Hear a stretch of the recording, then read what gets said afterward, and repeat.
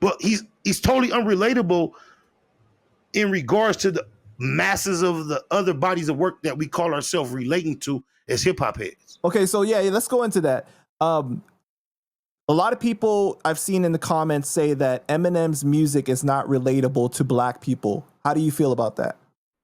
I tend to keep my feelings out of the way in public platforms and deal with the facts. And that is a factoid. That is a factual matter. Because I would challenge you to give me the bar, the line, the hook. And I can give you one as a devil's advocate, lose yourself in the moment. Outside of that, I can't find anything that he talks about that's relatable to me and my people. I could name one song, Rock Bottom, on his first album, talking about being poor and feeling like desperate and everything, which is... Well, that can relate to a certain group of my people. I haven't heard that record, but while I was playing devil advocate, I also can remember this record I relate to. When he said, back then for the party start, we used to kick in like listen to Marky Mark, and then kick in when it hardly started, and then sip in a Bacardi dark, and when that shit I could relate to. Right. And I could relate to his debut record as me not knowing he was white, and just the fact it was a Dr. Dre production, the flow, the wittiness, the quirkiness. You're talking about My Name Is? My Name Is, yes. Right. I remember loving that record, not knowing he was white. So those fucking things that he placed into the culture, I definitely appreciate thoroughly. However, to give him this overall GOAT crown as if he accomplished anything within the game of hip hop without the benefit of being the great white hope attached to the biggest producer at his exact prime, backed by the biggest machine known in hip hop ever. I mean, it's like you can't eliminate one element in the whole story. Okay, so how about this? Because I just saw Benzino on the Math Hoffa podcast, right? And he's saying that these are fans that come into hip hop that weren't hip hop fans before, but they're declaring Eminem as the best because he looks like them, right?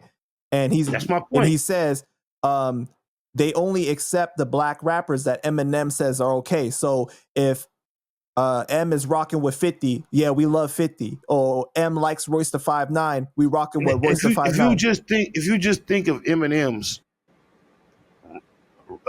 flow capability, the vastness of his styles, his patterns, and I've even heard him say this at an airport on a live. I like your research. You'll find this. He's in an airport on a live, and Eminem declared that if you're rhyming Fofo with Lolo, we're not accepting that. I don't know if it was in 2019 or 2018. He was like it was like close to New Year's. It was like December. He was in the airport. He's like, you can't rhyme Fofo with Lolo no more. You can't rhyme Get High with Bitch Die no more.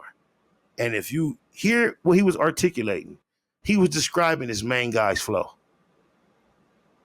So if you just compare their flows, you know that what the game says they appreciate Eminem for is not necessary for him to crown the next guy best.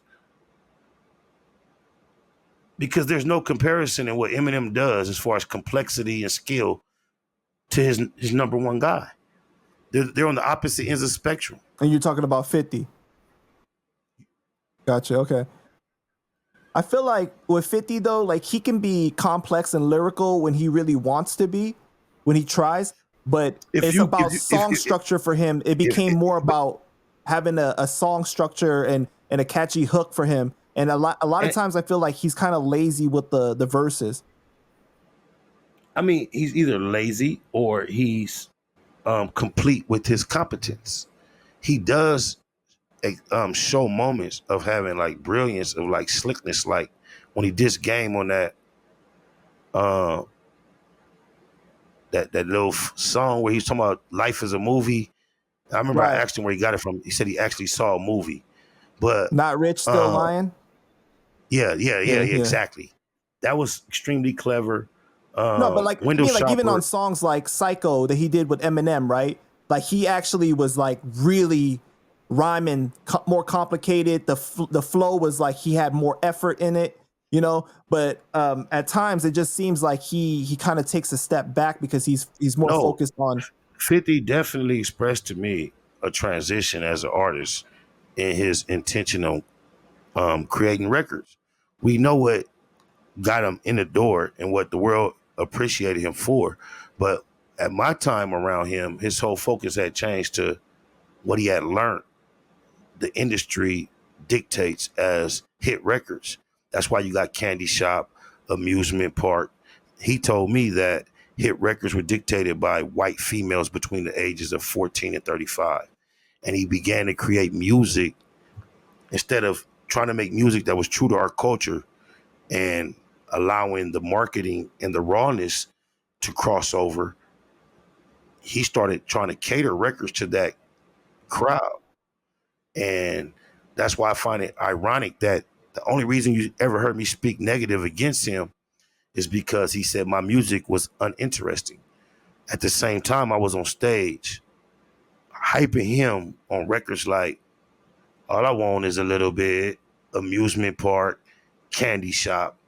I was supportive of those records while he tried to call my music uninteresting.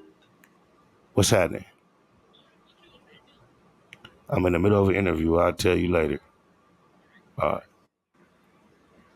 right. She just asked me, what happened to you and Fat Joe? That's my homegirl from my hood.